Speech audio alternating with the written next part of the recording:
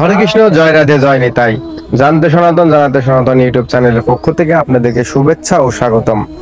আজকে আপনাদের সামনে উপনীত হয়েছি কয়েকটি বিষয় নিয়ে, আমাদের সনাতন ধর্মের বেশ কিছু প্রশ্ন নিয়ে। যেমন বেশ কিছু প্রশ্ন বলতে, আমাদের প্রসাদী থালাতে কেন তুলসী পত্র দেওয়া হয়, এর দুইটা ব্যাখ্যা আছে। একটা সামাজিক ব্যাখ্যা, একটা বিজ্ঞানিক সামাজিক ব্যাখ্যা বিজ্ঞানিক মতে, আর একটি হচ্ছে আমাদের ধর্ম মতে বা সনাতনী মতে। কেন ধর্মমতে তুলসীকে দেবী হিসেবে পূজা করা হয়, আর তুলসীর মহিমা, তুলসী হচ্ছে কৃষ্ণর প্রিয়সী হয়। তুলসীর মহিমা পেলে এক ভক্ত তার এই জীবনকে বৈকুণ্ঠ ধামে নিয়ে যেতে পারে খুব সহজেই। আর আরেকটি বিজ্ঞানী মতে কি বলেছে, তুলসী পত্রের মধ্যে এমন এক কিছু থাকে যে কোনো পোকামাকড় বা কোনো ভাইরাস তাদের স্পর্শ করতে পারে না, তাই আমরা প্রসাদে তুলসী পত্র দিয়ে থাকি।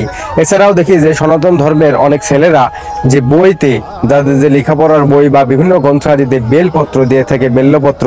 বেলপত্র কেন দেওয়া হয়? বেলপত্র দেওয়ার উদ্দেশ্য, বেলপত্র দিলে যে মহাদেবের পূজা করা হয় বেল্লপত্র দিয়ে মহাদেবকে সবসময় যখনই ওই বেল্লপত্র দেখা হয় তখনই মহাদেবকে স্মরণ করা হয়, এর জন্য বেল্লপত্র দিয়ে থাকে। এছাড়া বেল্লপত্র থাকলে বিভিন্নভাবে পোকা, রুই পোকা বা ঘুণে ধরার এই ভয়গুলো থাকে না, বইকে কাটার কোনো ভয় থাকে না, এই বইটা থাকে খুব সুন্দর ও সুষ্ঠুভাবে থাকে।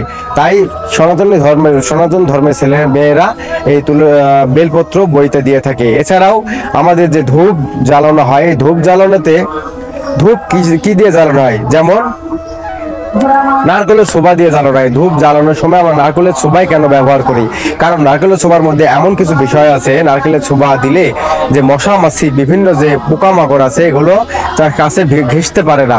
এবং নারকেলের ছোবা দেওয়ার কারণে এসে কিছু যদি ধূপ দেওয়া হয় তাহলে ওই আশেপাশটা চারিদিকে সুগন্ধে ভরে ওঠে মনোপ্রাণ। তাই আমরা ধূপের ধোঁয়া দিয়ে থাকি, নিয়ে আমরা ভগবানকে সেই সুগন্ধি দিয়ে আরতি করে থাকি।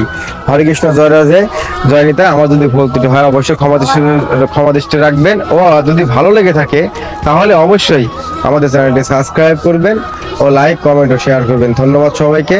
হরে কৃষ্ণ, জয় রাধে, জয় নিতাই।